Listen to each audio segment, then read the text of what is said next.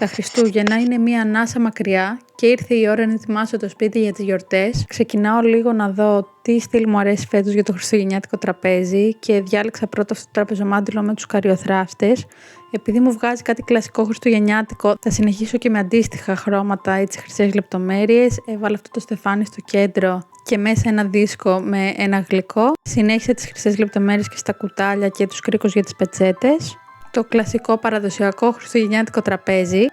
Μετά είπα λίγο να αλλάξω στυλ και να το πάω στο πιο παραδοσιακό, οπότε έβαλα λευκά πιάτα σε αυτό το υπέροχο τραπεζομάντιλο που είναι σαν κεντητό και σκέφτηκα να βάλω αυτή τη γυρλάντα σαν runner και αριστερά-δεξιά διάφορα κυροπήγια. Έφτιαξα καρτελάκια για τον καθένα για το πιάτο του. Έβαλα κρασί μέσα σε γυάλινες μπάλες από στολίδια.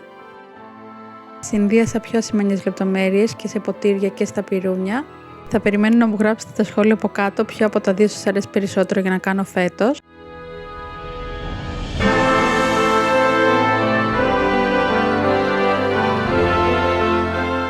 Έπειτα συνεχίζω με την κουζίνα και αυτές εδώ τις πετσέτες που είναι σετ των 3 με υπέροχα σχέδια όλες. Τη μία την έκανα σαν φιόγκο και την άλλη θα την κρεμάσω εδώ στη ράγα μαζί με τα σπιτάκια gingerbread, ταιριάζει πάρα πολύ πιστεύω.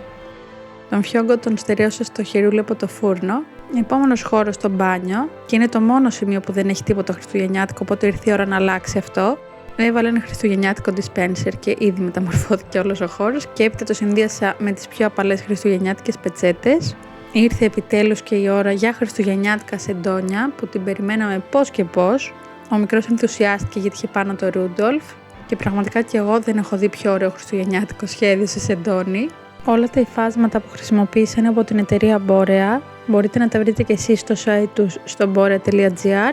Έχουν τεράστια ποικιλία σε σχέδια, είναι όλα ελληνικά και στόλισαν το σπίτι μας με τον πιο όμορφο τρόπο.